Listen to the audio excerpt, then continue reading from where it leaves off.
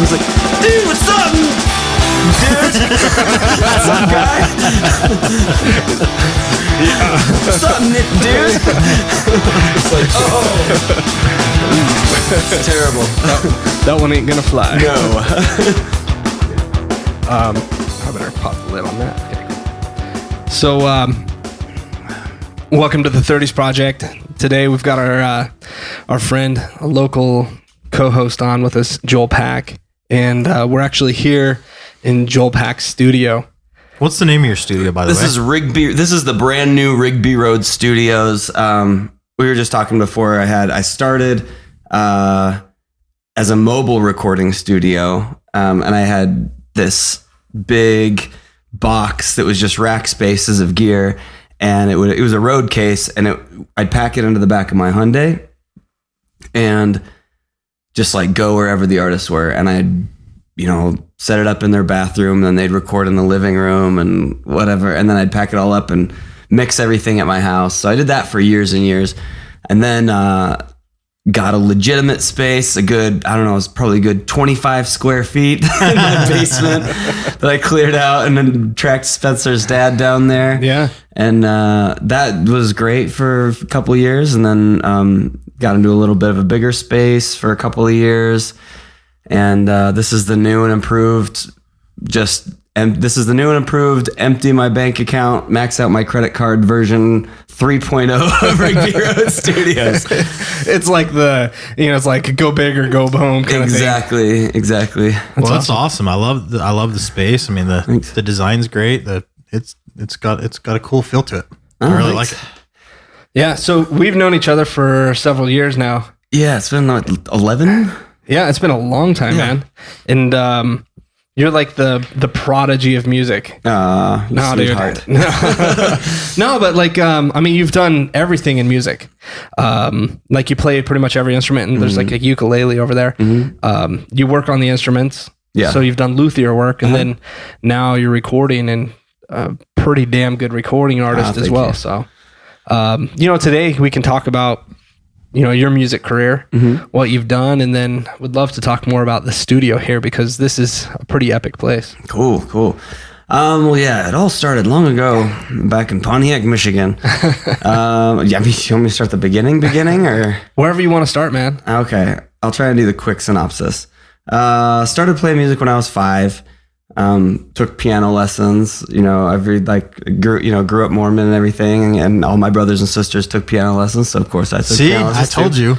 Huh? What did I say on the way over? He said he started playing piano. I said like every Utah boy. Yeah, exactly. It was like Osmond's 2.0. Yeah. So did that, and then bought my first bass guitar when I was 12. My friend Sammy Schulman, who lives in LA now and is like, I don't know, like it's signing hip hop artists or something. Wow. But anyway, he played bass, and I bought it from him, and played in my first band, Umbrella Sauce, and then moved out here, played in a band called Strange Itch, and three of those dudes ended up being in the Used afterwards. I quit doing that, played guitar in a hardcore band called Illborn. About that time is when I really got serious about recording. Maybe a little bit before, between those two bands. It was 1999. I spent my college savings on a record for Strange Itch, and it was the most like god awful sounding record. It was this facility that was supposed to be state of the art, and it was cutting edge digital technology, and the guy who we went in to record with this guy, and we walked in the first day, and he was reading the manual of this Roland VS 1680 that we were recording on, and he did not. We spent like the first 2 days like trying to figure out how to arm a track to record it, and trying to convince him that we needed more than one microphone for the drum set. It was a nightmare, and we were just like trying to pull teeth. He was like, well, most bands just record on these electronic drum sets, and you're like, dude, come on. So anyway, I went to the pawn shop, bought a $50 Tascam Porta Studio 4-track, and started just recording my own stuff, and it sounded way better than anything else that I'd like paid somebody to do. And it was just nice to have that kind of control. And that just hooked me. I started, like, other bands started hearing what I was doing with my bands and be like, hey, will you record us? And I think the first band I ever recorded for money was a band called Cool School. And it was back in 1999, I think, 98 or 99. And I charged them $10 an hour. And I think they got their whole record done in like 10 hours. I think I got like $100. Nice. Did their whole, maybe 150 after mixing. And yeah, and it's just kind of gone downhill from there. That has been a money pit. From that $50 has turned into a much bigger money pit. So when you say you played with some of the guys from the Used, obviously they're a big band now. Yeah. Were you involved in that, or was that after you guys were all done and moved on? Or the biggest contribution and best thing I ever did for that band was quitting. Because I was playing bass, and our singer was Jeff, who plays bass for the Used. And it's like, Jeff, if you're watching, you're a sweetheart, but he was not a good singer. He was pretty terrible. And I was over, we had all like quit our jobs and we're homeless and we're living at Brandon's mom's house up in Kaysville, and she was running a daycare out of her house. And so there's like these 4 band guys who are walking around in their underwear half of the time with all these little kids. And we're, I don't know, just not like the best situation. But anyway, we got kicked out of there, and I slept in parks for a while, and everybody like either went to their parents' house or moved in with their girlfriend or whatever. And I was just sleeping in parks and whatever. And yeah. Oh, that must have been quite a experience. Yeah. It was something else. But I quit that band, and and Jeff, I guess, from what I hear, was just like, you know what? I don't want to sing. I'm a better bass player. And then like they got Bert to sing for him, and then it just kind of took off from there. Yeah. I think the music world was hungry for something like that. Yeah, totally. They wanted something of, like I grew up with, bands on like the Epitaph label and Fat Records and things like that. But I mean, there was, people wanted something more, something a little heavier. Yeah. Yep. And like, you didn't have a choice between like punk or you could go metal. Yeah. And like, to me, I never really got into metal. Yeah. Like, they're definitely the right thing at the right place at the right time. Yeah. Right. Yeah. This is just the perfect stew. Yeah. So I remember seeing you play. I drove down to Spanish Fork to see you play, and you were just doing a 2-man show. Oh, yeah. Okay. So, I was recording this band that my friend, Rob, he's a bald drummer that I've been playing with for like 10 years. His band was recording in my studio, and he left. He was playing drums, and I thought he did a great job, and he left. And the other guys in his band that was friends with were just like started kind of talking crap on him, just like just saying he wasn't good, and like kind of calling him names and stuff. No one likes drummers. Yeah. But it was just like, okay. I was like, I don't know. It was just one of those things where I kind of felt like they didn't really want him in the band anymore or something. And I thought he was great to work with. And so next time he came over, I got his number and I said, hey, I know you're doing this and I don't want to get in the way of what you're doing, but in the meantime, do you want to jam some other stuff too? And he started playing for a funk band I was in. And then after that, we jammed just some solo stuff. And within I was going through a divorce right around that time, and just really wanted to write songs. I couldn't afford therapy and just wanted to get some stuff out. So, started writing songs, and within probably a year and a half, our band got signed. That was great. That was a whole other thing. You guys toured a lot. Like, getting signed was a pretty big deal. It was Maverick, right? Yeah. Mm-hmm. Okay. And then didn't you guys take off to Vegas? Move there? Yeah. I moved there. Okay. The other guys stayed back. I moved to Vegas after everything. I stayed in Utah through the whole label experience, but after kind of things went south with the record label, and they got absorbed by Warner Brothers. We had a manager, John Baker, that I still work with. He's helping me out with some PR stuff still now. He was managing the Killers at the time and said, hey, you should move down to Vegas. Like, I'm managing you. I'm down here. The Killers are down here. If there's an opportunity for me to be able to help you out, it's going to be down here. So you're not doing anything. If you're not doing anything up there, you should just cruise down. And so I just kind of put my recording stuff on hiatus for a bit and went down there and ended up spending a year hanging out on MySpace. Going to open mic nights 3 nights a week. That's cool. So, but you guys toured with 30 Seconds to Mars, Sugar Cult. Who else did you tour with? We didn't ever get to tour with Sugar Cult. I thought you did a show with them, right? I don't know that we did. Okay. But you did some big shows. Yeah, we toured with 30 Seconds to Mars and The Used and Thrice and Deftones and Dredge, which is awesome. I love that band. They're not the biggest band in the world, but they're just so good. We did shows with Glassjaw. We got to play with Glassjaw in New York. That was so cool. I don't know, just like a lot of really cool memory stuff that I think would have been really good for our career had we had things not totally fallen apart right afterwards. What happened there? Well, basically, while we were on tour, we had, everything. It was right as the record was finishing up, and it had just been mixed and mastered. We'd just gotten it back. We had our budget approved for our first video, a budget approved for gear. Things were just awesome. And then we got a call from our manager saying, don't panic, but your Maverick Records is freezing all accounts, and they're not giving any tour support anymore, and they're not giving any, they're not just freezing all accounts. So we, no more video budget, no more. Basically, like all it all just went up in smoke, just disappeared. Yeah, exactly. And the record was done, and I don't know. It was just that was just a big bummer, and we kept like trying to do other stuff to keep going, and it just kind of things fizzled out. We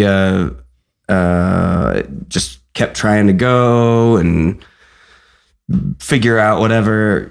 When you run out, you run out of gas in the tank, and you can only go so far. Yeah, and well, it's like, what do you do? Like, is the record going to go put out? Is the record not going to get put out? Is it, it's everything's just kind of on hold. They're not. And it's out of your control at that point, right? Yeah, and they're not saying they're not going to put it out, but they're not. It's just like, okay, just kind of play the waiting game.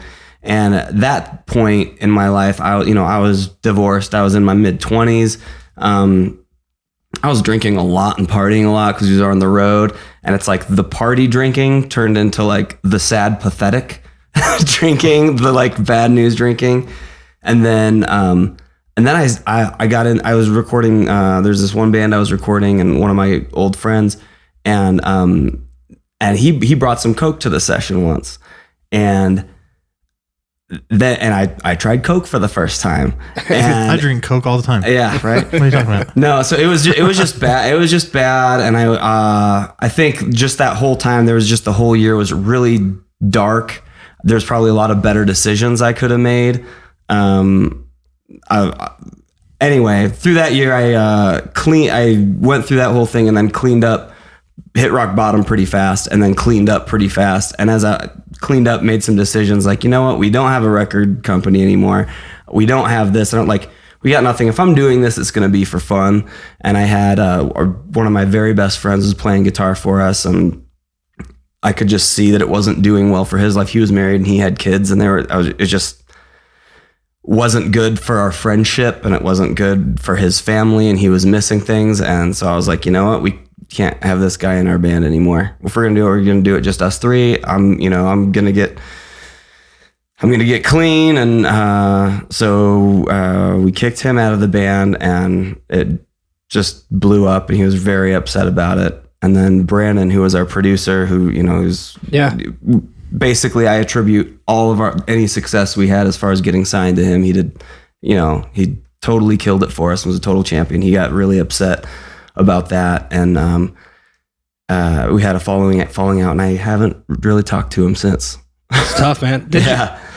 That's hitting bottom's kind of good though, because then you're like, dude, okay. It's like a slap in the face of reality. Oh, totally. And when you're going through that too, with all that kind of thing, like it's so easy to place blame on other people or other circumstances. And I had so many, like, it was just like, oh, stupid record label, whatever. If they would have stayed in business, like, if they would have stayed in business or whatever, like maybe things would have happened better, maybe whatever. But it's like the road that I was kind of on, and like, I'm so glad, I'm so glad that it didn't, I mean, I just as far as the character building and the reality and everything, like,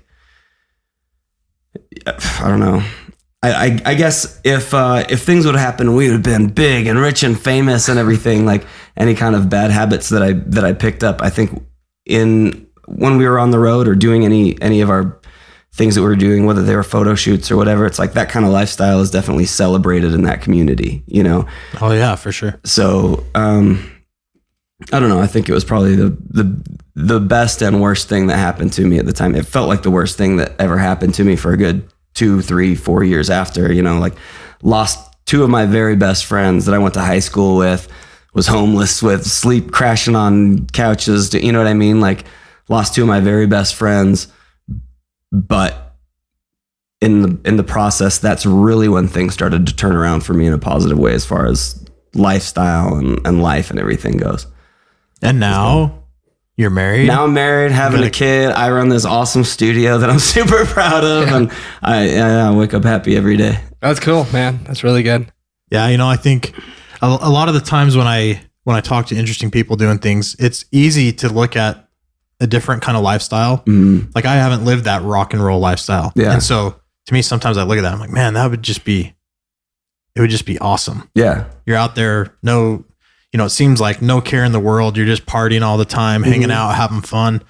But there's always the flip side to what's going on. We talk about that quite a bit. It's like, man, like what about these guys are making tons? And I always just try and look at what's going on and say, I don't know what everybody's gifted with problems. Yeah. And I think there's a lot to be said about character too. I think, I feel like any kind of character I have right now, any of it that's positive, I feel like, well, has to do with how I was brought up in my family, which is something that when I was in my 20s, I was trying to shun and ignore, and say, no, that's not me. That's not what, and then B, because of any hard thing that I've been through, whether it be the divorce or going through the record company stuff or losing friends or whatever. And it's like, it seems like when all that's happening is that things go easy for you, it's like, it's like spoiled kids. They never grow up to have much character, if it's just like, okay, you do whatever you want and I'll give you this to make you shut up. And it's like, that's kind of how the music industry was. Anytime I had a complaint about something, our old manager that was the big time dude would just break out the bottle of rum, pour me a big thing, give it to me and shove me on the tour bus with some famous dudes that were hanging out with chicks, and it's like anytime I had anywhere, it's like I always said, here's some booze, get on the bus, hang out with chicks, and it's like, you do that over, I don't see how that can build too much character if it just keeps on going and going and going, Yeah, you just mask the problems. Totally. What was touring like? We were touring in a van, and I was the guy that was like party and didn't want to whatever. And Brian, my friend that I kicked out of the band, was the guy that was most of the time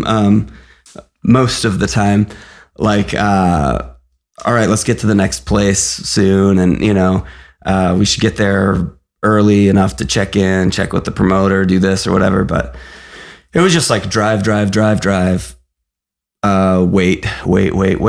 Listen to the band check. Wait. Hurry, get your stuff up, play. You got 15 minutes, go. Get off stage. What now? Drink. Not drink and then drive, but drink. Somebody else to drive. Drive. Wake up. Wait. Just a lot of waiting around and doing nothing and boredom. Yeah, it's. Well, I can see how it'd be easy to slip into a lot of those habits then if you're, like sitting around being idle is not productive. Oh, no. You got to find ways to fill that time up or make the time disappear. Exactly. That was mostly just trying to make the time disappear, So you've got the studio. Do you and you still perform, you've got your band, you still perform. Yep. So what's your band name now? I'm in 2 bands. I'm in one band called Joel Pack and the Pops, which is me singing and playing the piano and just basically like trying to be Ben Folds 5 or Billy Joel or something. Just don't be an asshole like Ben. Oh, is he? Some say. Really? Well, I don't. Okay, I'll say this. Let me back up. Okay. When you get to a certain level, there's a blend between asshole and perfection. Dickhead. Because like when you meet someone, like they know exactly what they want. Yep. Nothing else matters. Right. And so it's their way or the highway. Got it. And so that's what you've heard. Well, I mean, I was just at lunch with a buddy a couple months ago in Nashville, and he's worked with Ben Folds in the studio, and that's from him saying, "Yeah, dude, he's an asshole." So it's not like a friend of a friend. He's an engineer, and he tracks, and he's like, "Oh man, okay, that's one of those. You know how you have those heroes that you never want to meet. No, but he's super talented. Yeah, like incredibly talented. Oh yeah. So anyway, but you're a cool dude. So thank you. So yeah, Joel Pack and the Pops is basically me trying to be Ben Folds with and Billy Joel and whoever doing that whole thing. It's kind of doo-woppy, and that's a lot of fun. I get to play with my old friend Rob, who was in Broke with me, and Ryan, who was our merch guy in Broke for a long time and played guitar for some of the time. He's playing bass, so it's just like friends. Nice. We only do shows we feel like, or I'll if it's an event, this is a private event and it's in somebody's backyard and we'll feed you and you can just eat, drink, and be merry and have fun and we'll pay you and hang out and we'll do those. But if I don't like doing how many people are you going to bring to the club and we'll pay you this much ahead. Yeah. You got to promote the show. It's just 33 years old. I want to have promote fun. The show. Yeah. Come on. Promote the show. That's like feels like my mom telling me to clean my room. It gets old, man. It gets old. It does. And then I've got my other band, Bon Vivant, that I just sing for. And that's a lot of fun too. It's just like an aggressive rock band. Kind of sounds like Faith No More. And that's the same way where it's just like we played like a Sundance show or like the K-Bear 10-year anniversary. We opened for Alien Ant Farm a couple of weeks ago, so like basically any music that I'm playing in my bands is basically just to kind of fulfill bucket list things like, oh, that'd be a good time, or, oh, I always wanted to open up for that band, or just as a vehicle for that kind of thing, rather than I don't see it garnering any income for me. What's your favorite experience performing? Like, oh man.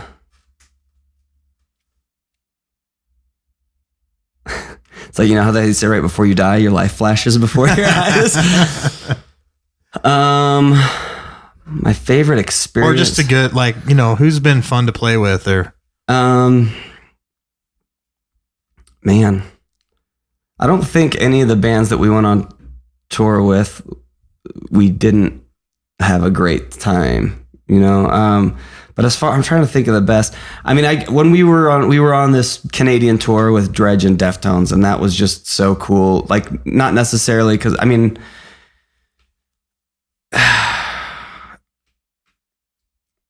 their music is just being able to hear Dredge and Deftones live every night was probably the coolest thing. You know what? Screw it. Found it. About 3 months ago, our band opened up for Crash Kings. That was the best. That was a highlight. That was the best show I think I ever played. How come? Crash Kings are one of these bands that they're not very big yet. They're like, watch out though. Watch out. They're awesome. They're like power trio, piano pop, kind of what we're trying to do. And so I've just kind of followed them and been like a fanboy, even though I think I'm older than they are, just kind of been a fanboy and just really, I'm big fan of their music. One of my friends played horns on their last record too. And so we played with them and we brought a bunch of people and everybody just knew all of our songs and was singing along and it was great. And then just to make things easier, they let us play on their gear. So it was just cool. Like just had been listening to their CD a bunch for the last few months and then go up and just like, here's their gear and we play on it. And then when it's done, not have to tear anything down and then get to sit and watch my favorite band. That's nice. Just do, and that was just great. That was huge highlight. Is it how much of the does the audience make of an impact on a show? Used to make a lot more impact than it does now to me. It still does a lot. Right now, to me now, the audience is like the frosting on the cake.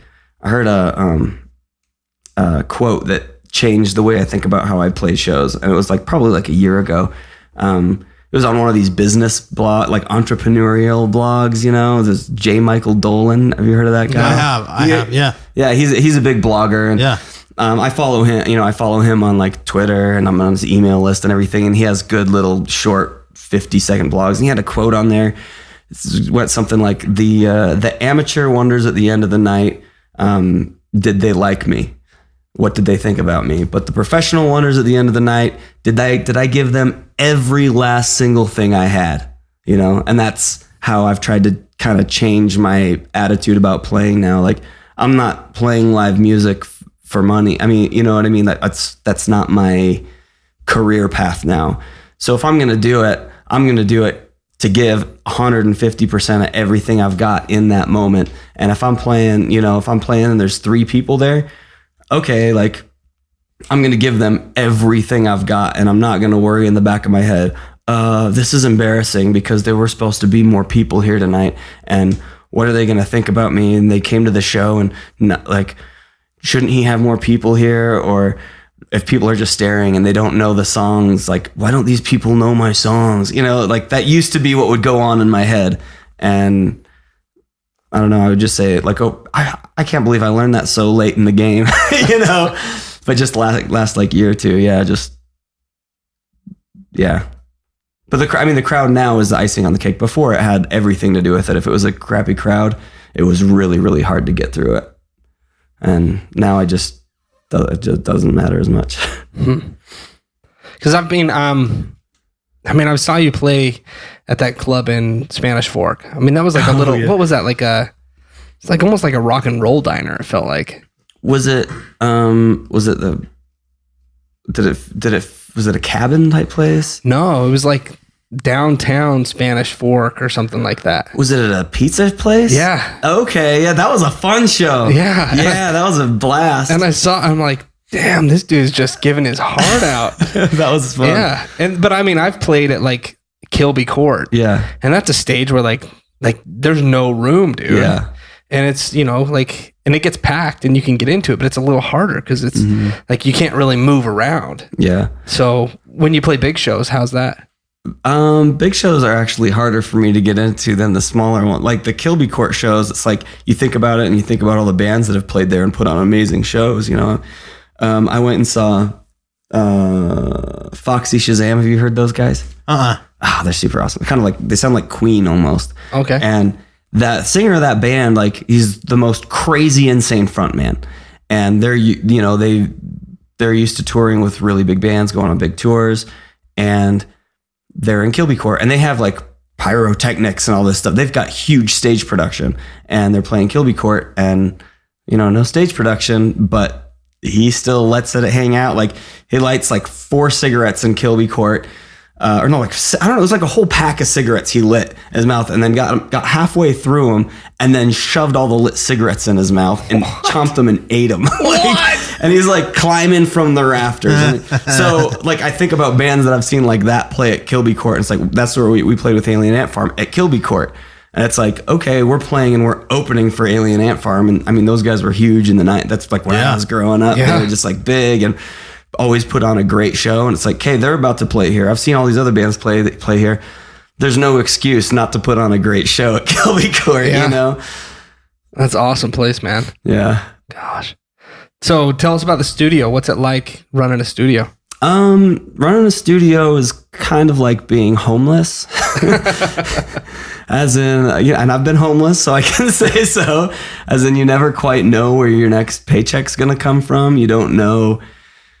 I mean, I'm sure, you guys have done like business podcasts and stuff, and you guys are familiar with the business world, like just being your own boss and an entrepreneur or whatever you want to call it. You just don't know what road is going to be your next niche. I recorded straight edge hardcore bands for the first 3 years I was recording, and I was like the furthest thing away from a hardcore. I was a little punk rock hippie kid that listened to Motown music, which didn't make sense, but I didn't belong to any clique or anything like that, and never hung out with like straight edge hardcore kids, but somehow recorded all the straight edge hardcore bands from like 99 to 2001, you know? And then all of a sudden I was recording pop punk bands, and it's like now I'm doing dance music. This morning I did a vocal session for, it's the guy who does all the voice work for RSL. His name's Mike. He's super awesome. And he does vocals for Power Music. And we were doing sound-alikes for LMFAO and Lil Jon. So I spent the morning tracking Lil Jon and LMFAO tracks with sound-alikes with the, you know, and it's like, what? Like, where does that come from? You know? And I think you just never know where those niches are going to take you. And I think the hard part too is sometimes like both letting go of and not forgetting what kind of direction you want to go, you know.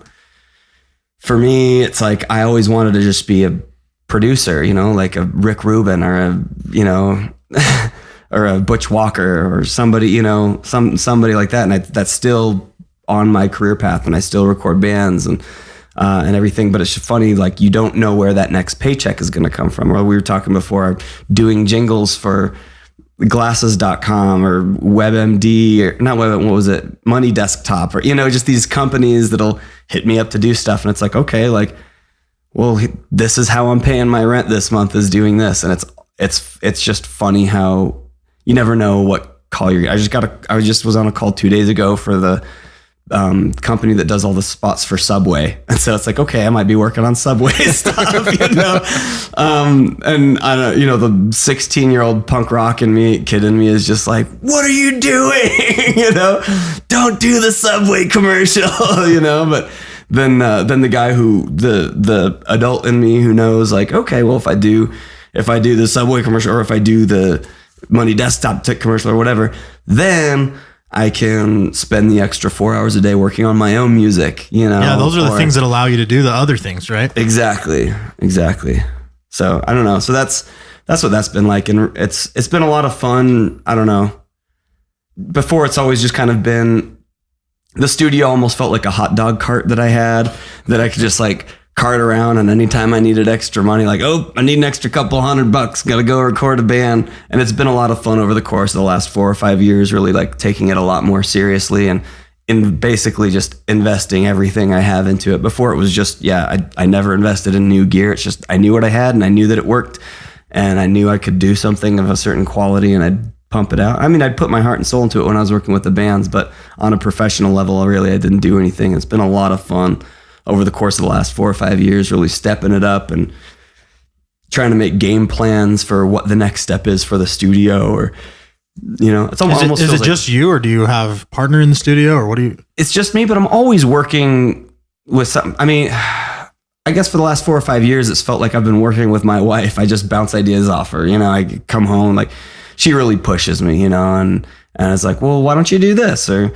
you're always complaining about this. Why don't you do something about it? You know, or why don't, you know, you talked about doing this. Do you still want to do that?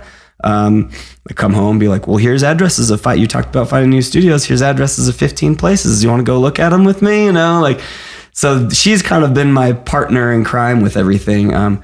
More recently, I've had some friends, you know, my, the person that managed our band for a while, that managed the Killers and everything, and he's kind of just recently been kind of more saying, well, why don't you do this, you know, kind of taking that role and having it be somebody that's not my wife, you know, that's in the music industry. I've got another friend that's an attorney that says, hey, we need to get agreements with you and your clients. Don't you hate it when this happens? And he's also in a band that I've been recording and knows my frustrations and things that I complain about. So just, it's been exciting honing in on those things, and have had people kind of offer, like, hey, do you need anything for the studio? Do you need a partner? If I can throw this in, could I, you know? And it's been nice having those kind of options. I haven't jumped on anything yet, because it's still my baby and I don't know what, but I think that's the next step in the studio, is having somebody to do the day-to-day stuff, do billing, do scheduling, maybe be somebody who contacts management of bands that I want to record, or chases down that next commercial that I can write, rather than just answering my phone and saying yes or no. So I don't mean to turn this into a business podcast. No. I mean, like, that's life, man. Yeah, that's cool. Yeah, like people all the time you hear, oh yeah, I just want to do what I love. Well, there's a lot to running a business. Yeah. There's a lot of pieces, and it's not all fun and games. No, it's not. So. You got to turn it into fun and games sometimes. Yeah. Well, seems like you do a good job of that. Oh, thanks. And I've had you do other things. Do you remember? Gosh, it was when I was first married, and we promoted those bands that came through.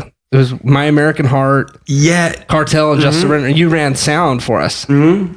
So, you were my go-to guy. Yeah, that was my little mobile rig. That was my hot dog stand. My mobile recording hot dog stand on the back of my Hyundai. And, because I recorded one of the shows, I thought. I know you did live sound. I don't know if you recorded, but like I called you. I was like, dude, we need a live sound guy. Yeah. And I was a horrible business person on that, because like my buddy Chad, he built my website, and he's like, dude, I love these guys. They're doing a tour and they need to stop in Salt Lake. And so like out of nowhere, we finagled. I'm like, I know an empty space. I was like, let's make it happen. And so like we get it, we clear it out, and we get the band to come. And I should have been business savvy, but like all the money that came in the door, at least my portion, I like felt so bad for the dudes. Yeah. That I bought them like all pizza and gave them rock stars and water and stuff. Oh, that's good. But I mean, like, because I knew what it was like. Yeah. And like those dudes were working their balls off. Yeah. And then they're getting in like their van where they're just going to inhale each other's farts all the way to Denver. You know what I mean? Yeah. So, I never, I didn't have to sit in a fart infested van like you, but I know what it was like, Yep. So no, I think that's good of you, man. I mean, that whatever you would have pulled home, I think it's cooler. At least to me, like, I think it's much cooler that like you can say you put that show together and did that thing. You know what I'm saying? Like, yeah, it's on the bucket list kind of thing. Like, I did that. If you run into those guys, you can be like, hey, you remember that show in Salt Lake? And it was, kind of makes you, but you guys got pizza and you guys got rock. So you remember that was badass. It was awesome, dude. And I mean, you got paid, and then like I got them hooked up, and I was like, we just died something. Oh, there it is. That's weird. Yeah. Oh, we're still recording that. We just lost audio for a second. Yeah, it might have been a headphone amp. Oh, it could have been. Because we all just lost audio, but everything else. I don't know. Whatever. We're still going. Yeah. Rock and roll. But yeah, I think it was one of those character building things. Yeah, it was. You can always look back and remember. I mean, what else would you have done that night? What else would I have done that night? That would have been a lost night on me. I don't know what, Dude, I got a lot of character building moments. That's the awesome. 30s. I mean, you grow up and I don't know. Like, there's like your teenage years. For me, I remember thinking, because I played in a band in Oregon growing up, and I thought I was awesome, which now if I listen to the recordings, I realize how bad I sucked. It was awful, like completely awful music. But like we thought we were good, newspapers and radio and all that crap. And I'm like, oh, I'm gonna tour the world and I'm gonna play in Madison Square Gardens, and like that was, we had an album in Sam Goody in Music Land, you know what I mean? And then you get into your 20s and you're like, well, I kind of didn't get there. Like, I could still play it. And then you get 30s and you're like, whoa, dude. Like, life just like incrementally changes a lot. And, we got... Wait till you have your kid. I know, right? That's weird... I know, right? It's a weird thing. Seriously, for me anyway, I've got 4 now. Oh, wow. And it was like an overnight shift. Like, one day you're not a dad, and like the next... And it's minute, the next minute, all of a sudden you're like... I'm responsible for this. I'm a dad. Yeah. So it's exciting though. Yeah. Got to hold on. So, do you know if it's a boy or girl? It's a boy. Nice. I think boys are the best first. Awesome. No offense to my daughter. I love having a daughter too, but boys are easier. Let's put it that way. Yeah. Oh man. Something to control. Yeah. I have a wife and a female and a female puppy in the house. So I'm ready for some testosterone in the house a little bit. So when I was, because our first is a boy, and my friend Aaron gave me some, one of the probably the funniest quotes or pieces of advice with a boy. He's like, the thing about a boy is you only have to worry about one dick. I like that. And I was like, good point, man. Yeah. I was like, I can handle that on the first. That's great. So, yeah. Man, that is, I mean, speaking of like 30s and all of that, like I always felt like growing up when I was in, school and doing whatever, I always just had my foot on the gas, just wanted to get older. Like, I can't wait till this. I can't wait till this. I can't wait till I'm in high school. I can't wait till I have my driver's license. I can't wait till I'm 18. I can't wait, so I can move out. Can't wait till I'm 21. Can't wait till I'm 25. And then it's just like at some point in there, it's just like, pump the brakes. Somebody pump the brakes. You're trying to put it in reverse. Yeah. Oh, I wish I could go back. And I guess that's one of those things that I've tried to keep from doing as much as possible. Cause everybody knows that guy that sad dude that's like in the wrong club for his age and wearing the wrong clothes for his age and acting, and I guess that's the hard part is like trying to be graceful about it, and not, stay young, but make 30 something look cool, I guess. Right. Yeah, absolutely. And I think it is like, it's a great time. I think each chunk of life you get to make it what it is, right? Yeah. Oh, for sure. And there's a time and place for all that. We were talking that last episode with Dorian. He was talking about all the partying and all the stuff he did, and then he started talking about going to play like bridge or something, and he's like, I used to just want to go drink and drink and drink, and he's now like, I'm happy with a glass of wine playing cards with my buddies. Yep. Yeah, somewhere there, your internal clock just, I don't know if it slows, it just matures. Yeah. And there's like, you get respect. Like, you don't want to look at the kids and be like, oh, you don't shake your fist at them, but you're like, you guys get to go through it. Yeah. I've done that. I've done that a few times. Like, I've been driving with my wife, and like some high school kids will drive by honking the horn, screaming out the windows. And I'm like, you guys don't get it. I just want to I want to yell at them, but then I'm like, that's me right there. Like that. Get off my lawn. Oh, that's awesome. Yeah. I record a lot of younger dudes too. And it's like my job to be relatable with them, and so, there's some kind of universal whatever, but at the same time, like some of these kids are just so freaking smart and so talented. This band that was in here yesterday, it's like they're all recording whizzes, and they're all music whizzes, and they're all, they all do stuff, and they all work Pro Tools so fast, and they go get around on a Mac so fast. I'm like, what keys are you using there? And I'm just trying to figure it out, like I'm just like, and I feel like I used to be that smart at stuff, and I was thinking about it this morning. It's like every day I feel like I get a little dumber and a little wiser. A little slower and a little dumber and a little wiser, where I don't quite keep up. I keep up, on my end with the recording and everything, but just with what's cool and yeah. So let's talk your songwriting. Yeah. So how has your songwriting changed over the years? I think thoughts like that. Okay. If I come up with an idea like that, like that'll probably be a song. That's an idea I had this morning, and I was just like, yeah, that'll probably be the next song. And every day I get a little older, a little dumber, and a little wiser. It sounds like a country song or something. But that's, I guess, songwriting now has kind of become either more. I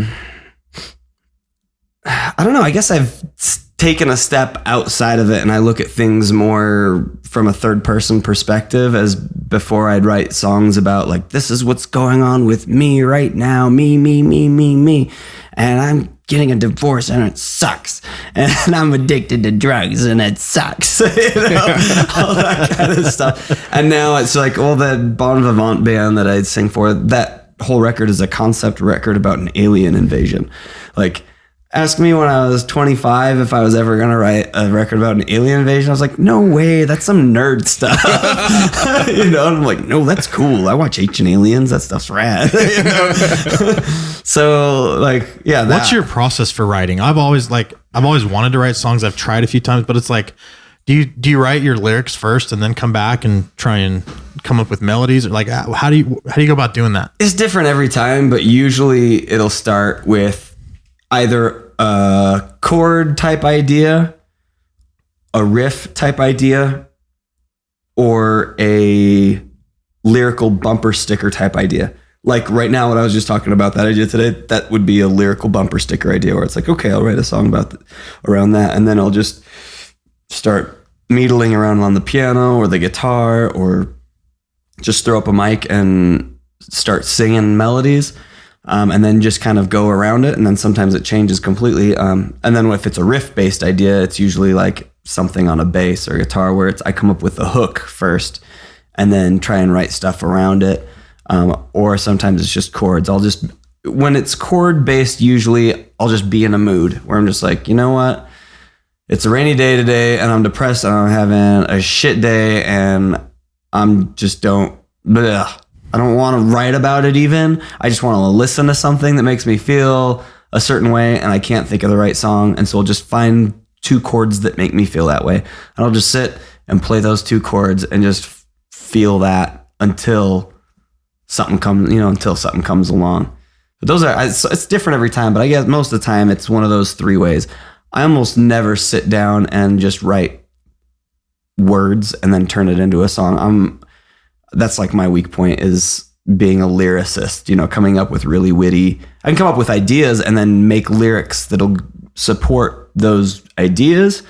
But some guys, like I'll record some vocalist where it's like, maybe like, oh man, this guy can't hold a tune and his pitch and whatever. And then as soon as I get over that and I listen to the words he's saying, I go, holy crap, this guy really thought these lyrics through, really descriptive and really painting a picture and using alliteration and really, it's like, wow, like that guy's a lyricist. And that's a skill I feel like I still need to get a lot better at. But yeah. Yeah, because for me, that's a big part. Like, it's interesting. Like, I'll listen to music and listen with my wife or something.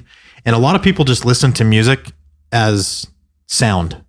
But for me, it's like, it does something for me, Yeah. And so listening to lyrics that are meaningful, like, it gets me excited. Yeah. That's what it's like, part of life for me. Totally. And so like, I love hearing, and I'll even hear it like in hip hop. Sometimes like they'll say a phrase and I'm just like, dude, stuck on it. That one little phrase is just incredible. Yeah. The rest of it might suck, but like that one idea is what it's all about. So, well, I guess if music is like the soundtrack to our lives, it's like, well, the lyrics are telling the stories. Yeah, absolutely. So.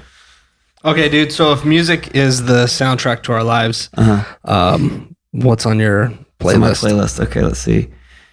Everything from like everything the Cure ever wrote up until like 1996. Yes. Anything that Red Hot Chili Peppers wrote up until about 1996. Yeah. And that's it. No. My friends give me so much crap, but I love Coldplay. So many people love to hate Coldplay, and I love Coldplay. I think they're awesome. And just as far as soundtrack music, that seems like set life soundtrack music to me.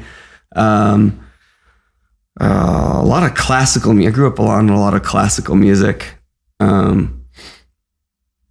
Yeah, if we're talking about my early years, Rush Limbaugh. My parents listened to nothing but Rush Limbaugh. I'm trying to think. The Beatles and Beach Boys. Those are kind of cop outs, but for sure, Avett Brothers.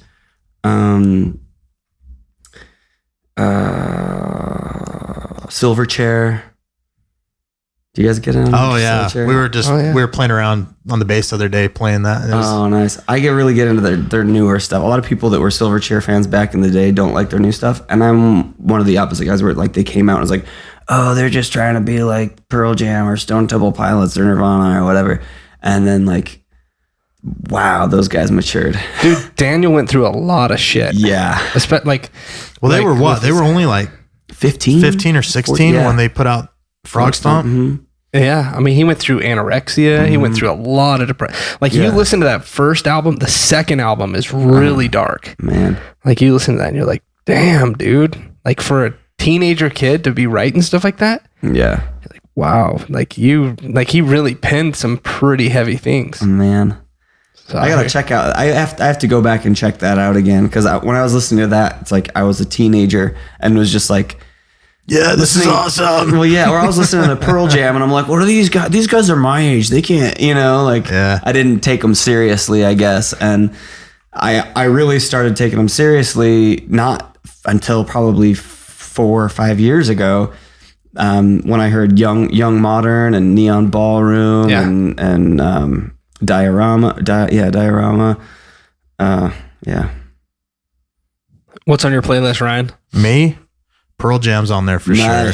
They were probably 90% of what I listened to. Beatles were huge. I went through a stage, I had the butt crack hairdo. I wore John Lennon little glasses, and I listened to Beatles all the time. So Beatles is for sure on there. Radiohead is a huge one for me. All the grunge bands, Nirvana, Pearl Jam, Stone Temple Pilots, Alice in Chains, Jane's Addiction. 90s, man. Yeah, the 90s. It was good music. I mean, I listen to there's some good stuff coming out now, but it's not. It seems like the 70s had lots of really good music. The 80s kind of sucked bad. And then the 90s, there was a lot of good music again. Now in the 2000s, it's kind of eh. That's one other thing about being in our 30s. I remember guys in their 30s talking about the 70s, man. Yeah. We knew, man, the 70s. I mean, there's some cool stuff coming out now in the 90s, but man, you guys had nothing. You had nothing on Zeppelin, man. We had ACD, I don't know, just and that's us. Yeah, it is. It totally is.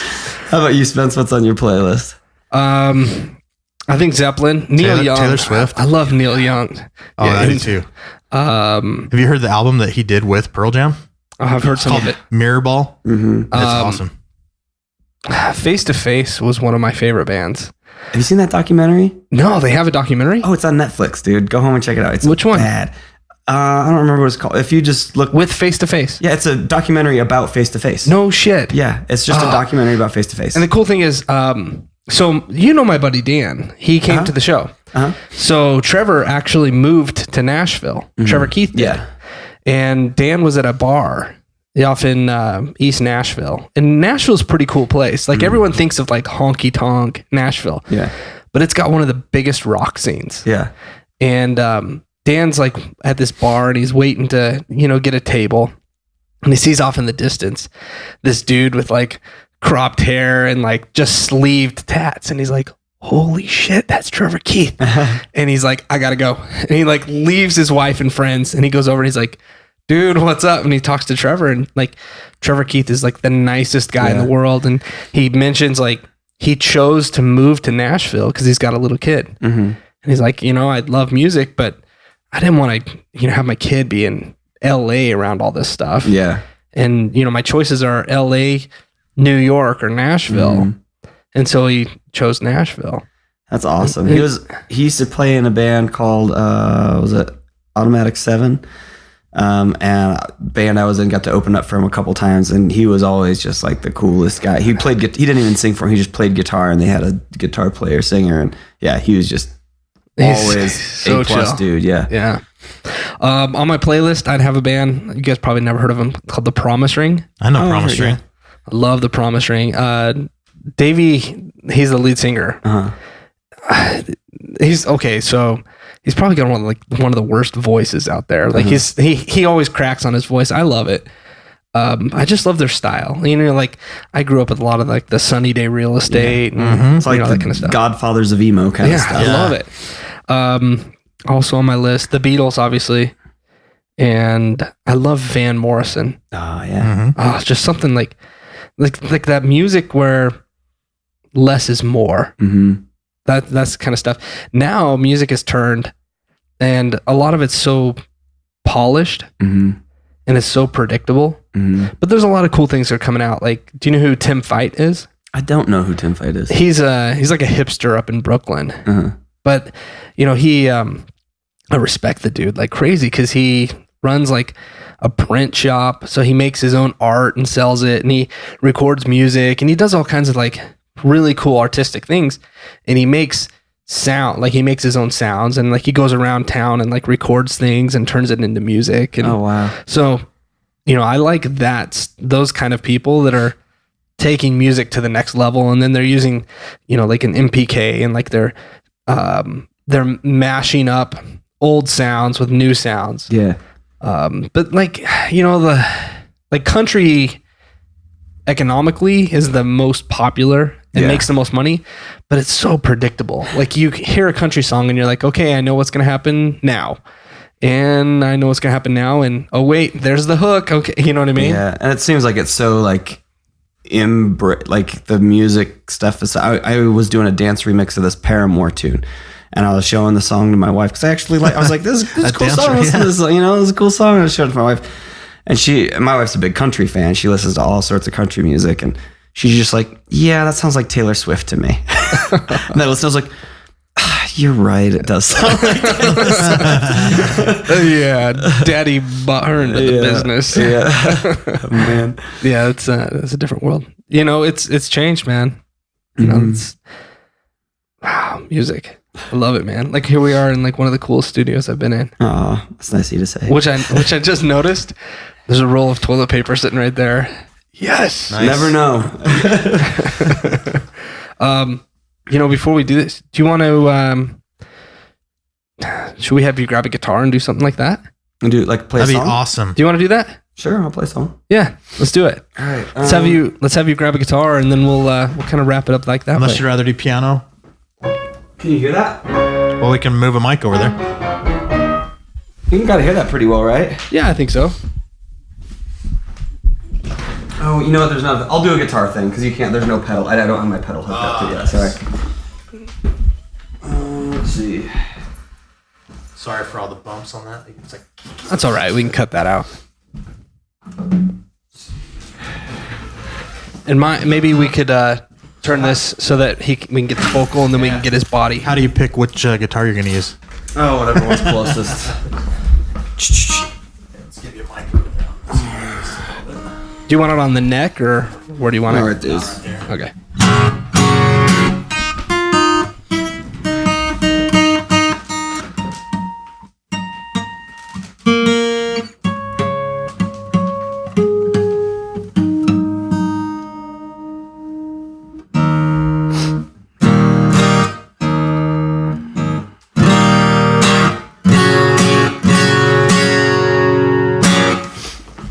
All right.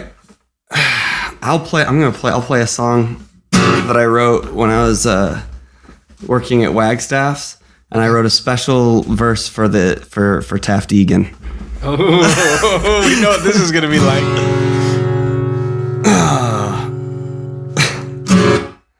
Is that good? Okay, let's see if I can remember it. Yeah, this was written, so that would have been 10, 11 years ago. This was written. It's called What I'll Do.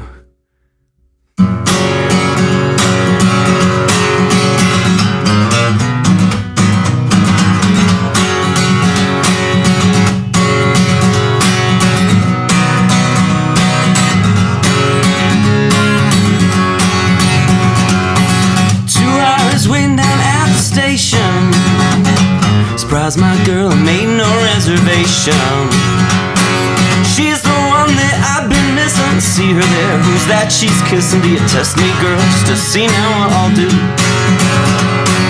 What I'll do. What I'll do. I'll fight it till my face is blue, but still my heart's been broken too. Do you test me, world, just to see now what I'll do?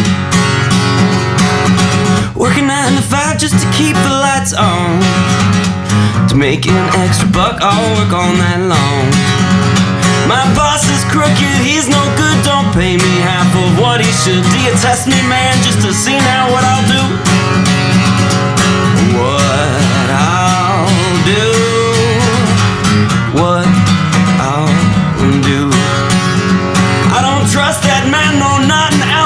paper checks weren't made to bounce. Do you test me, world, just to see now what I'll do? My mama told me I learned some patience, going through life's little situations. Sometimes I feel like He is preparing me, or does He do it just to see what I'll do? What I'll do. I'll fight it till my face is blue, but still my heart's been broken too. Do you test me, world, just to see now what I'll do? Yeah, I'll fight it till my face is blue.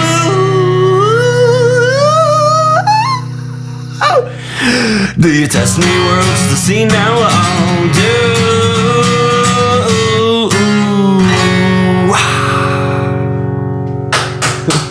Yeah, man. Awesome. That's awesome. Thank you. All right, Mr. Joel Pack, tearing it up here for the 30's project. We want to thank you, man. It's been a good experience this afternoon. Yes. Thank you so much for having me. It was a blast. How can people find out more about you, find your music? You can go to joelpack.com. You can go to rigbyroadstudios.com. You can look me up at Facebook and like one of my photos. Nice. Nice. Check out his stuff. You're all over the internet with your MySpace, right? Isn't that what you said? Yeah, MySpace. So definitely, man. And if you are a local person in Salt Lake City, hit up Joel Pack. You got any shows coming up? I'm playing, just the grand opening to the studio is on December 19th. That's next week. That's going to be like a private. If you guys want to come, let me know. October get you an 19th. Oh yeah, October 19th. Okay. So, but I was like, is it December out there already? Oh, so yeah. So October, it's a closed event, but if you guys want to come, I'll get you an invitation. Have some wine and cheese and hang out. Nice. But then I'm playing on Joel Pack and the Pops is playing December 7th with American Hitmen. They were just on America's Got Talent. We're playing over at the Complex. Awesome. December 7th. Nice. Cool. Awesome. Thanks, Joel Pack. Yes, thank you. Thanks for having me. Later, man. Later.